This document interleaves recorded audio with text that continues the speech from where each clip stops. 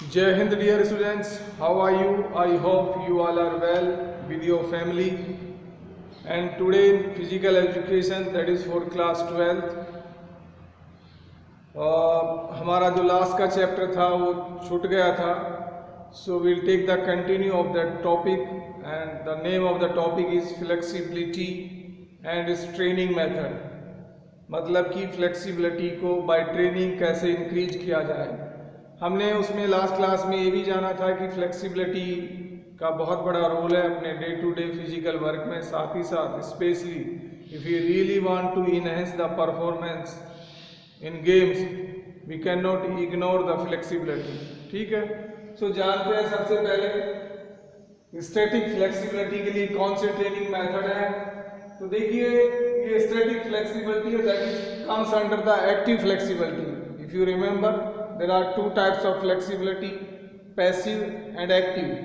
So passive flexibility वो है जिसमें एक्सटर्नल हेल्प ली जाती है किसी पार्टनर की. एक्टिव फ्लेक्सिबिलिटी वो होती है जो सेल्फ परफॉर्म की जाती है.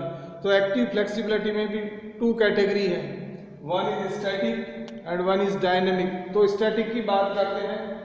सो स्टैटिक फ्लेक्सिबिलिटी में क्या होगा, individual various kind of exercise perform करेगा एक स्टेशनरी पोजीशन से.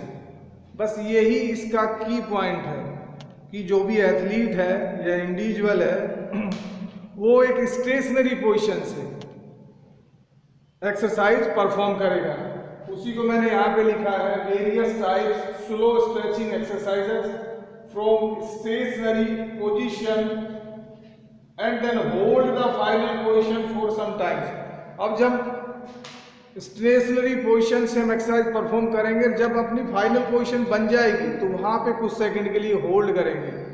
ठीक है, for example bending body forward, backward and sideways. जैसे हम खड़े एक जगह पे खड़े रहते हुए एक स्टेशनरी पोजीशन से अपनी बॉडी को बेंड करते हैं साइडवेज. तो देखिए, अब मैं यहाँ पे मैक्सिमम मेरी बॉडी यहाँ जा रही है लेफ्ट साइड में, तो I suppose to hold this position for few second. मुझे कुछ सेकंड के लिए इस पोजीशन पे रहना है, फिर मैं यहाँ पे आ गया. Then same way I can do right side also, then I have to hold this position for some times. So ये जो मैं एक्सरसाइज कर रहा हूँ ये ट्रंक फ्लेक्सिबिलिटी के लिए है. ठीक है, ऐसे ही जैसे हम बेंडिंग द बॉडी फॉरवर्ड कर सकते हैं, जैसे toe touching, and we can hold our toe for few second and be there, then come up slowly slowly. तो इस तरह की जितनी भी एक्सरसाइज है, बॉडी को बेंड करना, फॉरवर्ड, बैकवर्ड, साइडवेज, ये आता है इसमें स्टैटिक फ्लेक्सिबिलिटी ट्रेनिंग मेथड में. कई सारी योगिक आसन्स भी हैं जिनको मैंने यहाँ पे लिखा है, जैसे हलासन है. हलासन में भी जब आपने देखा होगा, जब लोग परफॉर्म करते हैं तो वो जो फाइनल पोजीशन अचीव होती है उसको कुछ सेकंड के लिए एटलीस्ट 3 to 4 सेकंड होल्ड करना होता है. या चक्र आसन है, भुजंग आसन है, और भी आसन है, तो मैंने कुछ एक आसन का नाम बताया. सो आई थिंक आप समझ गए होंगे. Okay, now dynamic flexibility training method.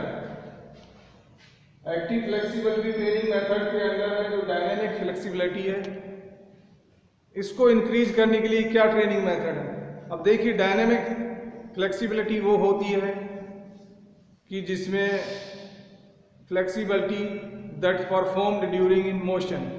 सो इसमें जितने भी एक्सरसाइज हैं, exercise means stretching exercise, we are talking about the flexibility. Flexibility is related to the joints, कि ज्वाइंट्स को हम कितना मैक्सिमम रेंज में ओपन कर सकते हैं. सो यहाँ पे जो भी एक्सरसाइज होंगी, stretching exercise, those will be in the motion, वो एक मोशन में होगी. और जो फाइनल पोजीशन इसमें कुछ नहीं होगा, क्योंकि जो स्टैटिक फ्लेक्सिबिलिटी थी उसमें फाइनल पोजीशन को हम होल्ड करते थे कुछ सेकंड के लिए. बट यहाँ पे बिकॉज बॉडी इन मोशन है, limbs are in the motions, तो there is nothing like final position, कुछ ऐसा नहीं होगा. और ये जो एक्सरसाइजेस हैं ये विदाउट हेल्प परफॉर्म की जाएंगी, क्योंकि we are talking about the active flexibility. Active flexibility के अंदर ही दोनों चीज आ रही है, static as well as dynamic. ठीक है, अब इसमें क्या होगा कि द एथलीट और the sports person has to take care कि बिकॉज जो स्ट्रेचिंग एक्सरसाइजेज हैं वो मोशन में परफॉर्म की जा रही हैं, सो इसमें वार्म अप बहुत जरूरी है। Individual has to do a nice warm up before performing these stretching exercise.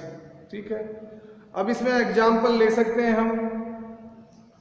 देखिए, जैसे हम कई सारे हॉप लेते हैं, अपने आर्म्स को स्विंग कर सकते हैं हम साइडवेज।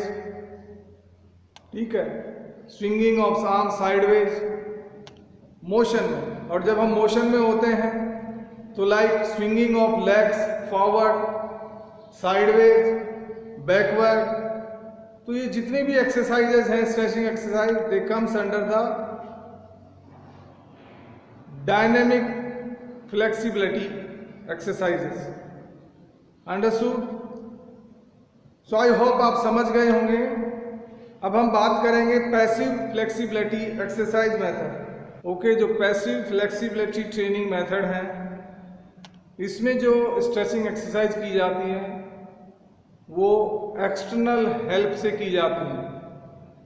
अब एक्सटर्नल हेल्प में भी दो चीज़ें हैं, या तो किसी कोच या पार्टनर की हेल्प, जो इंडिविजुअल है किसी कोच की हेल्प ले सकता है, या पार्टनर की, फ्रेंड की, जो उसका एक्सरसाइज पार्टनर है उसकी हेल्प लेते हैं, कई बार देखा होगा।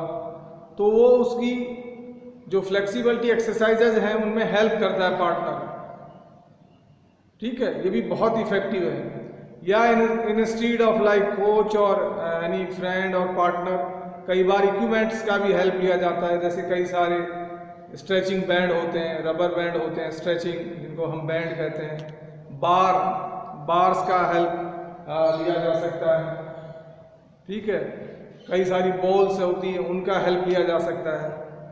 सो कई सारे इक्विपमेंट आजकल अवेलेबल हैं और बहुत अच्छे, जिनके द्वारा जो अपनी जो पैसिव फ्लेक्सिबिलिटी है उसको इंक्रीज किया जा सकता है। एक बार फिर से बता रहा हूँ कि पैसिव फ्लेक्सिबिलिटी में एक्सटर्नल हेल्प ली जाती है, बाहरी हेल्प ली जाती है। इंडिविजुअल खुद तो एफर्ट डालता ही डालता है, साथ में वो अपने पार्टनर की हेल्प लेता है। लेकिन सबसे इसमें ध्यान देने वाली बात है कि जो उसका पार्टनर है, he has to make sure कि कोई ऐसा जर्की मूवमेंट ना दे, बहुत ही स्लो, और जो बेसिकली इस चीज़ में परफेक्ट हैं, जो ऑलरेडी ट्रेंड हैं, है ना। तो इसमें जर्की मूवमेंट को अवॉइड करना है, बिकॉज जर्की मूवमेंट आप दूसरे की फ्लेक्सिबिलिटी को परफॉर्म कर रहे हैं, दूसरे की फ्लेक्सिबिलिटी को बेसिकली प्रैक्टिस दे रहे हैं दूसरे को। सो यू डोंट नो कि उसका जॉइंट्स का मैक्सिमम रेंज क्या है, जब तक कि आप उसके लिए कुछ दिन उसके साथ एक्सरसाइज ना कर रहे हों। अगर आप उसको जानते हैं, उसकी बॉडी को जानते हैं, उसकी बॉडी को आपने स्टडी किया है, कई महीनों से आप एक साथ एक्सरसाइज कर रहे हैं, एक दूसरे की हेल्प कर रहे हैं, then you know very well.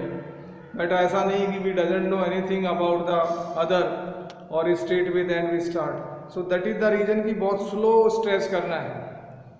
ठीक है, जर्की मूवमेंट को अवॉइड करना है। एंड ऑफ कोर्स जितनी भी ये फ्लेक्सिबिलिटी एक्सरसाइज है उसमें वार्मिंग अप का बहुत बड़ा रोल है, whether we are doing active flexibility, increasing methods और पैसिव फ्लेक्सिबिलिटी। सबसे पहले हम अपने आप को वार्म अप करें। वार्म अप नहीं करेंगे तो हमारा जो जॉइंट्स का जो रेंज है वो मैक्सिमम रेंज तो क्या हाफ रेंज तक भी नहीं जाएगा, हम अपने जॉइंट्स को हाफ रेंज तक भी नहीं ओपन कर पाएंगे। फॉर एग्जांपल जैसे हम मॉर्निंग में उठते हैं, अब मॉर्निंग में उठते हमें कोई बोले कि भाई आप अपनी लेग्स को ओपन करें या कोई दूसरा स्ट्रेचिंग एक्सरसाइज कराए, सो हम अपना हाफ रिजल्ट भी नहीं देंगे। सो यहाँ पे ये चीज़ है कि वार्म अप बहुत ज़रूरी है। बॉडी को एक सर्टेन टेम्परेचर में लाना है, बॉडी को जो ब्लड प्रेशर है, टेम्परेचर है, जो रिदम है, दैट इज़ टर्न अप हो जाता है वार्मिंग अप से। सो यही थे फ्लेक्सिबिलिटी ट्रेनिंग मेथड, हमने सभी को बारी बारी से डिस्कस कर लिया and I hope you understand. साथ ही साथ आपको एग्ज़ाम के साथ साथ ही आपको अपनी लाइफ में भी इन चीज़ों को अडेप्ट करना है, समझना है। ठीक है। अब हम बात करते हैं कोऑर्डिनेटिव एबिलिटी, या जिसको हम एजिलिटी भी कहते हैं। एजिलिटी को हिंदी में हम कह सकते हैं चपलता, यानी कि हमें कितनी क्विकनेस है, और इन अदर वर्ड्स में हम कह सकते हैं कि हम कितनी इफिशिएंटली और इफेक्टिवली हम अपने मूवमेंट को चेंज कर सकते हैं। दैट मीन्स बिना अनबैलेंस हुए या हमारे अपने आप को कंट्रोल करते हुए हम कितनी या कितने शॉर्टेस्ट टाइम में हम मूवमेंट को चेंज कर सकते हैं। क्योंकि जब भी हम गेम खेलते हैं, देखिए अब हम रनिंग कर रहे हैं, सडनली हमको थ्रो रिसीव करना है, बॉल रिसीव करनी है, या सडनली हमको पीछे टर्न होना है, या स्टॉप होना है, या बॉल के साथ जंप लगाना है, बिकॉज वहाँ कुछ सेकंडों में मूवमेंट चेंज होते रहते हैं। ठीक है, वी नेवर नो कि अगला एक्शन क्या होने वाला है। So as per the situation हम अपने मूवमेंट को मॉडिफाइड करते हैं, चेंज करते हैं, लेकिन that should be in shortest time. भाई ऐसा है, अपनी टीम से मैं रनिंग कर रहा हूँ, साथ ही साथ जैसे बास्केटबॉल में मेरे साथ दूसरी टीम का एक प्लेयर रनिंग कर रहा है। अब कि सामने से एक प्लेयर ने बॉल फेंकी मुझे देने के लिए, सो मैं शॉर्टेस्ट टाइम में उस बॉल को रिसीव करूँगा अपना मूवमेंट चेंज करके। अगर मैंने टाइम ज़्यादा ले लिया या अपने आप को बैलेंस ख़राब कर लिया, तो जो साथ में दूसरी टीम का प्लेयर दौड़ रहा है वो उसको ले लेगा। ऐसा होता भी है, यही तो चीज़ें हैं गेम में। सो कितनी क्विकली या मिनिमम टाइम में, शॉर्टेस्ट टाइम में हम अपने मूवमेंट को या डायरेक्शन को चेंज करते हैं बिना मतलब बैलेंस खोए, उसी को बोलते हैं एजिलिटी, या जिसको हम कोऑर्डिनेटिव एबिलिटी भी बोलते हैं। भाई एक तरह का कोऑर्डिनेशन है। कोऑर्डिनेशन किस में है? अपने जो सेंस ऑर्गन है या ब्रेन और अपनी मसल्स में, इन सब में कोऑर्डिनेशन है, फुल बॉडी का कोऑर्डिनेशन है। भाई ब्रेन ने सेंस किया, सिचुएशन को सेंस किया, और ये सब सेकंडों में होता है। ब्रेन ने सिग्नल पास किया, फिर मसल ने वैसा काम किया, फिर हमने उतना ही बेसिकली जितना हमको मसल कॉन्ट्रैक्शन लेना है उतना हमें लेना है, और वो मूवमेंट एक्यूरेट होना चाहिए। ऐसा नहीं कि हम कई बार एथलीट गिर भी जाते हैं, बैलेंस भी खो देते हैं। सो इसी को बोलते हैं कोऑर्डिनेटिव एबिलिटी। सो कोऑर्डिनेटिव एबिलिटी को भी ट्रेनिंग के द्वारा इंक्रीज किया जा सकता है, इनहेंस किया जा सकता है। कोऑर्डिनेटिव एबिलिटी या एजिलिटी को भी इनहेंस किया जा सकता है। तो इसके लिए भी कई सारे अपने ट्रेनिंग मेथड हैं। जब भी हम फ्लेक्सिबिलिटी ट्रेनिंग मेथड की बात करते हैं तो वहाँ पे भी हमें कहीं ना कहीं कुछ सपोर्ट मिलती है एजिलिटी को इंक्रीज करने की, या जब हम स्ट्रेंथ डेवलपमेंट की बात करते हैं वहाँ से भी कुछ सपोर्ट मिलती है इसको एजिलिटी को स्ट्रेंथन करने का। सो एजिलिटी को जो स्ट्रेंथन करने की जो एक्सरसाइजेज हैं वो है कि हम छोटी छोटी एक्सरसाइज, या जैसे 5-7 मीटर्स का रनिंग करें।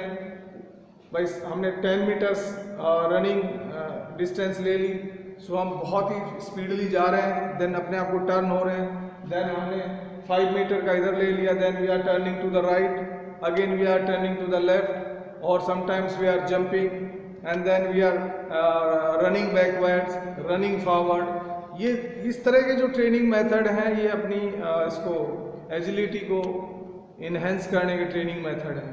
अपनी बुक में नहीं लिखा है बट मैं आपको बता रहा हूँ। मैं जैसे कि एग्जांपल दे रहा हूँ। फॉर एग्जांपल हमारी पोजीशन यहाँ पे है, सो यहाँ से हमने एक 10 मीटर का रनिंग लिया, छोटा सा स्प्रिंट लिया, फिर हमने अपनी डायरेक्शन चेंज की टुवर्ड्स द लेफ्ट, फिर 5 मिनट का एक और स्प्रिंट लिया, यहाँ पे हम स्टॉप हुए, यहाँ पे हम एक जंप ले सकते हैं, 1 जंप लिया हमने, या हमने बॉल को 2 टाइम्स ड्रिबल किया, या बॉल रिसीव किया, या बॉल किसी को मतलब रिसीव करके थ्रो किया, फिर हमने अपनी लेफ्ट साइड में डायरेक्शन चेंज की, 5 मीटर रनिंग की, यहाँ पे हमने 2 पुशअप्स लिए, फिर हमने कंटिन्यू सेम डायरेक्शन में 5 मीटर और रनिंग की, यहाँ पे 2 जंप लिए, बैकवर्ड रनिंग की, यहाँ पे हमने क्या की, बैकवर्ड रनिंग की। सो इस तरह लाइक बेसिकली जो हमारा जो मेन एम है वो ये है कि इसमें हम डिफरेंट एक्टिविटी, छोटी छोटी चीज़ें कुछ सेकंड की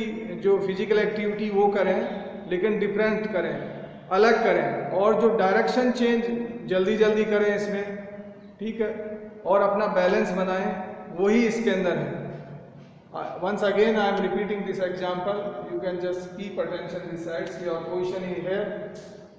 10 मीटर हमने रनिंग किया, then we turn our direction to the left, again we run for 5 meter and we can take one jump here, again we turn towards left, 5 meter हमने running किया, then we done like 2 push-ups, यहाँ से फिर हमने 5 metre running किया, यहाँ पे हमने 2 जंप ले लिया, again we turn towards again we turn face opposite side and यहाँ से हमने backward running की 5 meters की. So we can perform this way. This is just a small example. We can decide ourselves. यहाँ agility की को increase करने का method की बात हो रही है. That means हमें different activity करनी है short term के लिए, और बिना बैलेंस खोए, मतलब बैलेंस को बनाए रखें, है कि नहीं भाई? सब एजिलिटी में ही आता है। हम वॉक भी कर रहे हैं, that comes in the agility. जब आदमी बीमार होता है या उसको बॉडी में कोई प्रॉब्लम हो जाती है तो फॉल हो जाता है, इवन वो वॉक भी नहीं कर पाता, उसकी कोऑर्डिनेटिव जो एबिलिटी है वो ख़त्म हो जाती है। यही है coordinative ability. If you are jumping, हम जंप कर रहे हैं बिना बैलेंस को खोए, अच्छे दौड़ रहे हैं, सो यहाँ पे सारी की सारी चीज़ें एजिलिटी से रिलेटेड हैं, ठीक है।